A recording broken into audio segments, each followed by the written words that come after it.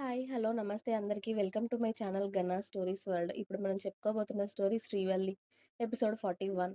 ఇప్పుడు నాకు జాబ్ వస్తే గానీ, మాకు ఇంట్లో ఫుడ్‌కి గానీ, మా అమ్మకి మందులకు గానీ సరిపోవు సార్. కాబట్టి దయచేసి ఏదైనా చిన్న ఉద్యోగం ఇప్పించండి సార్ అని అడుగుతుంది భవ్య. భవ్య అలా అడగగానే పాపం అనిపిస్తుంది విరాజ్‌కి. ఇక తన పీఏగా పోస్ట్ ఖాళీ ఉంది. "ఈ వర్క్ చేస్తావా? నా షెడ్యూల్ అంతా ప్రిపేర్ చేయాలి" అని వివరిస్తాడు తన వర్క్ గురించి.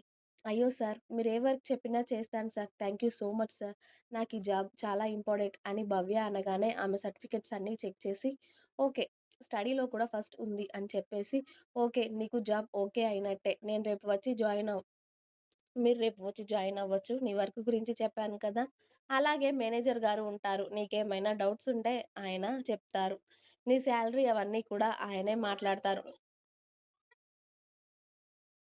నాకు అర్జెంట్ వర్కుంది. నేను బయటికి వెళ్ళాలి. రేపొచ్చి నన్ను మీట్ అవ్వండి భవ్య అని విరాజ్ బయటకి వెళ్ళిపోయాడు.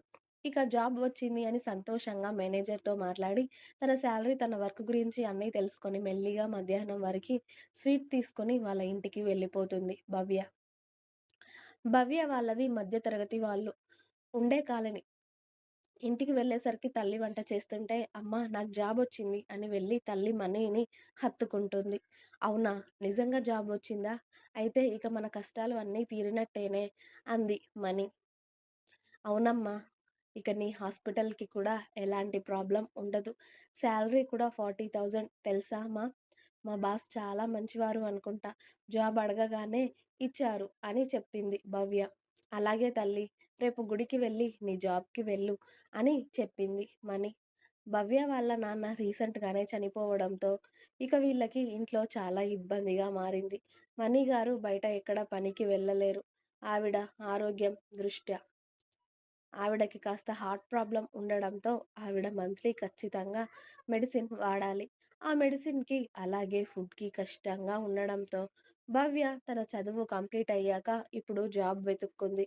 అలా మరుసటి రోజు ఉదయాన్నే ఆఫీస్‌కి రెడీ అయ్యి ముందుగా గుడికి వెళ్ళి దేవుడి దర్శనం చేసుకొని ఆఫీస్‌కి వెళ్ళింది. డైరెక్ట్‌గా మేనేజర్ గారి దగ్గరికి వెళ్తే, విరాజ్ సార్‌ని కలవమని చెప్పగానే భవ్య హ్యాపీగా విరాజ్ క్యాబిన్‌కి వెళ్ళి, "may I come in sir?" అని అడిగింది. విరాజ్ కమ్ ఇన్ అని చెప్పగానే, "గుడ్ మార్నింగ్ సార్" అంది భవ్య హ్యాపీ స్మైల్‌తో. విరాజ్ కూడా భవ్యని చూసి, "గుడ్ మార్నింగ్ భవ్య. నీ వర్క్ ఏంటో తెలుసుకున్నావా?" అని అడిగాడు. "యెస్ సార్" అని అతడి షెడ్యూల్ కూడా ప్రిపేర్ చేసి విరాజ్‌కి చెప్పడంతో, "good. Keep it up. Work బాగా చేస్తున్నావు" అని అతడికి షూట్ ఉండడంతో పైన ఉన్న ఫ్లోర్‌కి వెళ్ళిపోయాడు. ఆ రోజు వల్లి ధీరజ్‌కి లంచ్ తీసుకొని వెళ్ళింది. కానీ ధీరజ్ ఏదో అర్జెంట్ మీటింగ్‌లో ఉన్నాడు అని మేనేజర్ చెప్పడంతో ఇక క్యారేజ్ తీసుకొని ధీరజ్ పర్సనల్ రూమ్‌లోకి వెళ్ళి టీవీ పెట్టుకొని చూస్తూ ఉంది. తను వచ్చి గంటన్నర అవుతున్నా కూడా ధీరజ్ రాకపోవడంతో ఆమె కూడా లంచ్ చేయకుండా అలానే టీవీ చూస్తూ నిద్రపోయింది.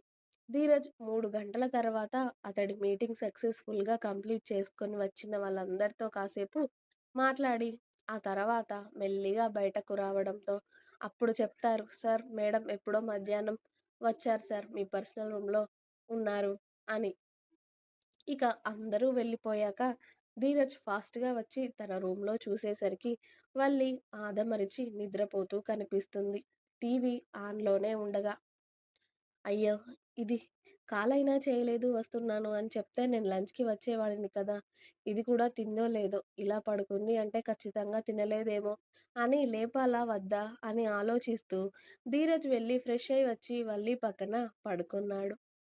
మెల్లిగా ఆమె బుగ్గ మీద చేయి వేసి నిమురుతూ "వల్లి" అని పిలిచాడు.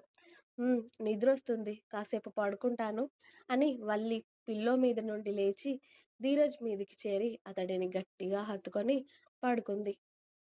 ఒసేయ్! ఇది నైట్ కాదే, ఆఫ్టర్‌నూన్. లంచ్ చేయలేదనుకుంటా.